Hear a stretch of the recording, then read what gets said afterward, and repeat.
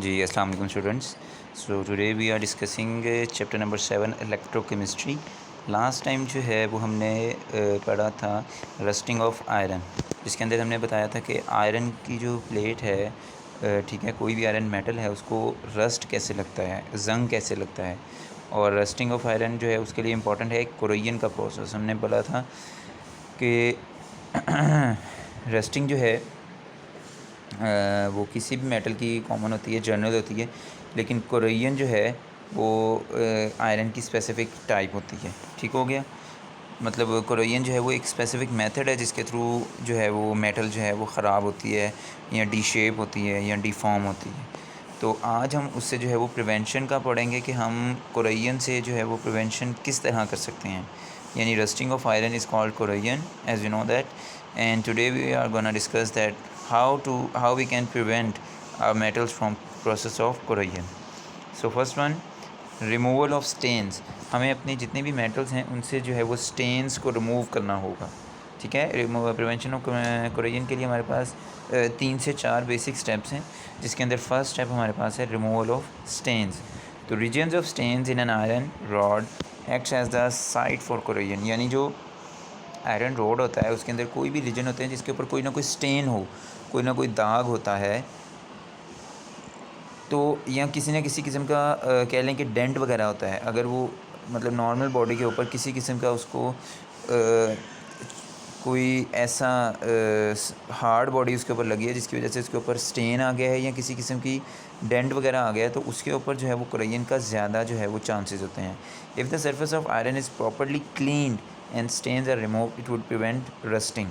अगर हम आयरन की जो हमारे पास सरफेस है उसको प्रॉपर्ली क्लीन करें, अच्छे तरीके से साफ़ रखें, यानी उसके ऊपर पानी खड़ा होना ना दें, उसको किसी भी किस्म का स्टेन, उसके ऊपर ऑयल स्टेन या वाटर स्टेन या किसी भी किस्म का जो है वो स्टेन जो है उसके ऊपर ना लगने दें, और उसको प्रॉपर तरीके से हम साफ़ रखें, तो फिर बहुत कम चांसेस होते हैं कि आयरन जो है वो हमारा ख़राब हो, यानी आयरन को कोरोजन उसके ऊपर रस्टिंग का प्रोसेस हो।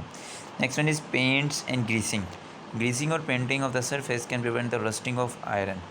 अच्छा, अगर आप आयरन कोई भी सरफेस है अगर हम उसको पेंट कर दें, ठीक है, तो वो रस्टिंग से बहुत हद तक बच जाता है। जैसे आपने देखा होगा कि डेली रूटीन में हमारे अगर हम घरों में देखें तो जब नया घर बनता है तो जो मेन गेट लगता है उसके ऊपर पेंट किया जाता है। एक तो पेंट की देखें ना, सबसे बड़ी वजह तो ये होती है कि वो खूबसूरत दिखाई दे, एक तो उसकी अच्छी लुकिंग होती है।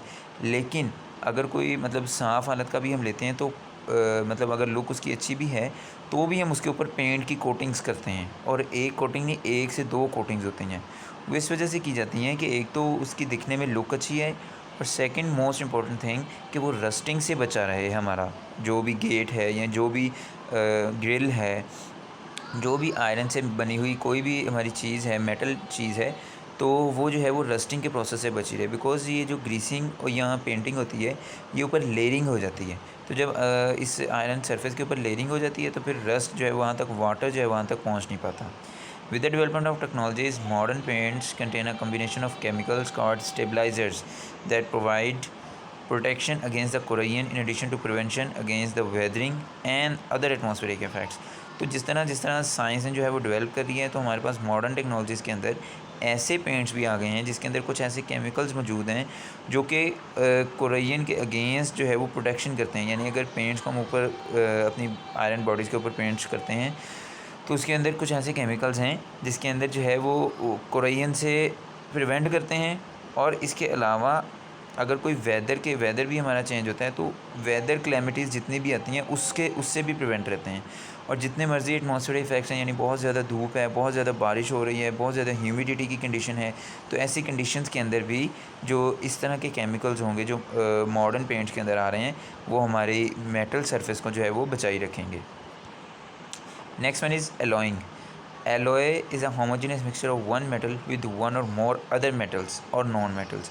एलॉय असल में एक मिक्सचर होता है, होमोजेनियस यानी यकजान किस्म का मिक्सचर होता है, जो कि एक मेटल की दूसरी मेटल्स के साथ या दूसरी नॉन मेटल्स के साथ, मेटल और नॉन मेटल्स का मिक्सचर भी हो सकता है और मेटल्स का मिक्सचर भी हो सकता है। Alloying of iron with other metals has prove to be very successful technique against rusting. तो अगर हम आयरन की दूसरी मेटल्स के साथ एलॉइंग कर दें, यानी उसके ऊपर कवर चढ़ा दें, ये भी एक किस्म की कह लें लेयरिंग होती है, ठीक है, दूसरी मेटल्स की, तो ये भी आयरन को जो है वो काफ़ी हद तक रस्टिंग से बचा लेती है। The best example of alloying is the stainless steel. जो स्टेनलेस स्टील है ये हमारे पास बेस्ट एग्जांपल है, which is a good combination of iron, chromium and निकल। तो असल में स्टेनलेस स्टील क्या होता है, इसके ऊपर किसी भी किस्म का स्टेन नहीं होता, जैसा नाम से ही आपको पता चल रहा है स्टेनलेस स्टील है। तो इसके ऊपर वाटर, ह्यूमिडिटी और हाई टेम्परेचर का कोई इफेक्ट नहीं होता, बिकॉज ये आयरन, क्रोमियम और निकल का कम्बिनेशन होता है। तो ये एक अलॉय है स्टेनलेस स्टील। आपने अक्सर देखा होगा हमारी जो रेस्ट वॉचेस होती हैं, जो हम घड़ी पहनते हैं हाथ में अपनी कलाई में, उसकी बैक साइड स्टेनलेस स्टील से बनी होती है, ठीक है। वहाँ पे आपने स्टेनलेस स्टील की एग्जांपल। उसके अलावा काफ़ी हमारे फ्राइंग पैन्स हैं, कुकिंग यूटेंसिल्स हैं, बहुत से खाने पकाने के ऐसे बर्तन हैं जो कि स्टेनलेस स्टील से बने हैं, और उन वो भी जो है ये अलॉय से बने हैं, यानी 2 से 3 किस्म की मेटल से मिलके बने हैं। Next one is metallic coating. The best method for protection against the corrosion of metals expose to acidic condition is coating with metal with other metals. तो बेस्ट मेथड ये है कि हम नॉन मेटल से उसको ना करें, बल्कि आयरन को हम मेटल से ही जो है वो कोटिंग करें। Corrosion resistant metals like zinc, tin and chromium. यहाँ पे Zn जिंक है, Sn टिन है और Cr क्रोमियम है। इनको कोटेड किया जाता है on the surface of iron to protect it from corrosion. तो ये सारी मेटल्स ही हैं, तो हम आयरन के ऊपर इन मेटल्स को कोट कर देते हैं ताकि हमारी आयरन जो है वो रस्टिंग से बच जाए, कोरोजन से बच जाए। It is the most widely applied technique in the food industry where food is tin packed. ये सबसे ज़्यादा जो है ये फूड इंडस्ट्री के अंदर यूज़ होती है, जहाँ पे फूड जो है वो टिन पैक्ड होती है। हमने देखा है कि टिन के कुछ हमारे पास डब्बे होते हैं, बॉक्सेस होते हैं, जिसके अंदर हम अपना फूड जो है वो देर तक स्टोर कर सकते हैं without any type of preservation, without any type of contamination. हम उसको ज़्यादा देर तक प्रिजर्व कर सकते हैं, बचा सकते हैं। The containers of iron are coated with tin to give it a longer life. जो कंटेनर्स होते हैं आयरन के, उनको टिन के साथ कोट कर दिया जाता है ताकि लॉन्ग टाइम जो है ये रहे।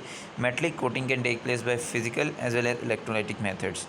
जो मेटलिक कोटिंग है ये फिज़िकल और इलेक्ट्रोलाइटिक मेथड से जो हैं उनके थ्रू भी जो है वो हम ये मेटलिक कोटिंग कर सकते हैं। तो इसमें क्या होगा कि डिफरेंट किस्म के हम मेटल्स लेते हैं जो आयरन के ऊपर हम कोटिंग कर देते हैं ताकि उनका लाइफ स्पैन बढ़ाया जा सके। ठीक हो गया। तो आज का हमारा लेक्चर यहीं तक का था। इंशाल्लाह नेक्स्ट जो है वो यहाँ से हम नेक्स्ट इलेक्ट्रॉनिक मेथड्स और मेटलिक मेथड जो फिज़िकल मेथड जो है इनको डिस्कस करेंगे। Thank you so much.